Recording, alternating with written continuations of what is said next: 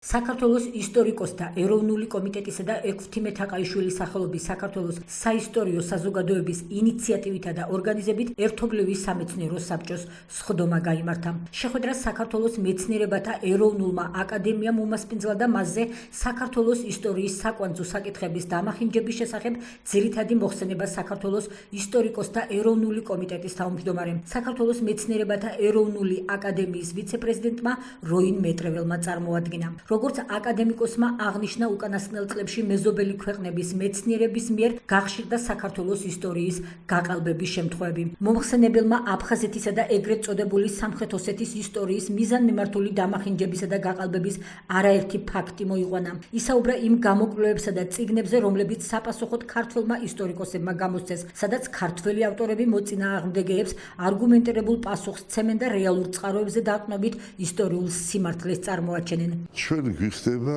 პასუხის გაცემა ისტორიის გამყალბებების.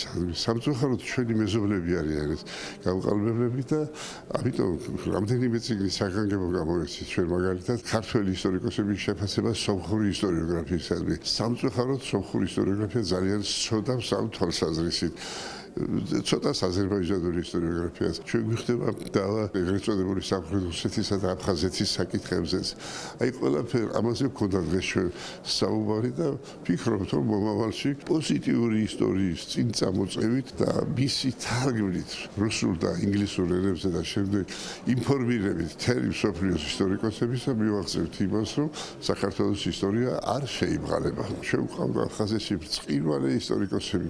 თვითონ დიდი დიმიტრი გულია წერს, აფხაზეთი არის საქართველოს ორგანული ნაწილი, რომ აფხაზებმა და აფხაზეთმა მიიღო მონაწილეობა ერთიანი ქართული სამეფოს შექმნაში. დღეს სამწუხაროდ ჩვენ გვიხდება ეს ბრძოლაც კი, რომ როგორმე სწორად იქნა წარმოჩენილი საქართველოს ისტორია. შეხვედრაზე მეცნიერებმა აღნიშნულ საკითხზე თავიანთი მოსაზრებები გამოთქვეს და საქართველოს ისტორიის გაყალბების წინააღმდეგ მუშაობის გააქტიურების აუცილებლობას და ამ საკითხში სახელმწიფო სტრუქტურების მხარდაჭერის საჭიროებას გაუსვეს ხაზი. დღეს საქართველოს უტევენ ჩრდილოეთიდან, სამხრეთიდან, აღმოსავლეთიდან და დასავლეთიდან.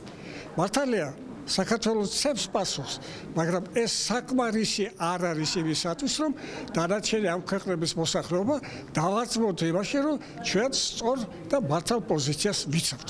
ეს დიდი და მნიშვნელოვანი პრობლემა შეიძლება გადაიჭრას სახელმწიფოს უშუალო დახმარებით და თანადგომით, რომელიც როგორც აღინიშნა, ჯერჯერობით საქართველოს ისტორიკოსებს აკლია. აუცილებელი არის ის, რომ საქართველოს ისტორიკოსებმა უნდა გაერთიანონ თავისი ძალები, შექმნან ისეთი სტრუქტურა, სადაც ნებისმიერი საკითხი იქნება განხილული მეცნიერულ დონეზე. მაგალითად, საქართველოს ისტორიკოსთა ჯგუფი უნდა მუშაობდეს სპეციალურად არმენოლოგიის საკითხებზე და როდესაც რამე სადავო საკითხი დადგება სომხებსა და ქართველებს შორის, ამ ჯგუფმა უნდა განიხილოს და მიიღოს სათანადო მეცნიერული რეკომენდაციები. იგივე რუსეთის ისტორიკოსების მიმართ და სხვა ქვეყნების მიმართ. ეს შეკრება, რა თქმა უნდა, ძალიან საჭიროა და ძალიან კარგი. მაგრამ მე რამდენადაც გაცნობილი ვარ რუსეთში, ქართველოფობია, ქართველების ლანცვა, ჩვენი ყველა ასპექტის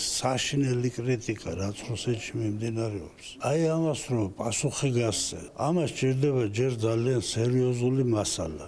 უნდა არგუმენტირებულად ქონდეს წყარო მითითებული. სერიოზული ხასიათი მიეცეს. აი ისე როგორც ეს თქვა რუსეთში, ახლა ჩვენ არც მე სახსრები გვაქვს და არც მე შესაძლებლობები, რაც რუსეთს აქვს, მაგრამ ჩვენი შესაძლებლობების ფარგლებში ამას ჭირდება სახელმწიფოებრივი ყურადღება. იგივე მეცნიერების სამინისტროს სერიოზული დამოკიდებულება. ბატონ როინ მეტრეველი ძალიან საინტერესო მოხსენება იყო. ჩვენთვის ყოველასათვის ძალიან კარგად ცნობილი ფაქტები მოიყვანა, კიდევ ერთხელ შეგვახსენა. ეს არ ახალი ამბავია, მე-19 საუკუნიდან და უფრო ადრეც კი იღებს სათავეს საქართველოს ისტორიის კარდინალური საკითხების გაყალბება და ამ გაყალბებას ეხლავს განსაკუთრებული ასე აზვირთების პერიოდი და რასაკვირველია ქართველებმა რაღაცით ამას უნდა უპასუხოთ მეცნიერულ მაღალ დონეზე, მაგრამ ამავე დროს უპირველეს ყოვლისა უცხო ენებზე და მათ შორის აუცილებლად რუსულ ენაზე.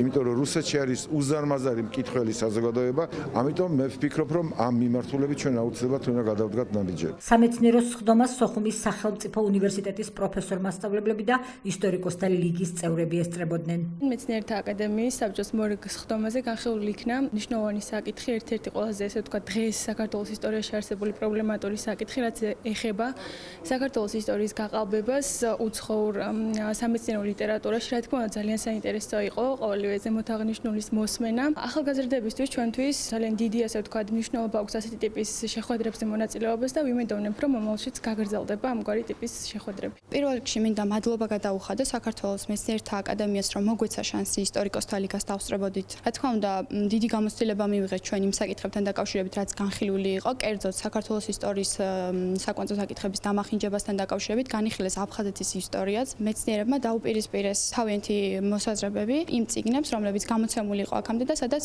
ფაქტები დამახინჯებით იყო გადმოცემული. და როგორც ისტორიკოსთა ლიგისთვის ძალზე მნიშვნელოვანი იყო თვითონ ეს აფხაზეთის საკითხი, ჩვენ ყოველთვის წინ გვაქვს ხოლმე წამოწეული აფხაზეთის საკითხი.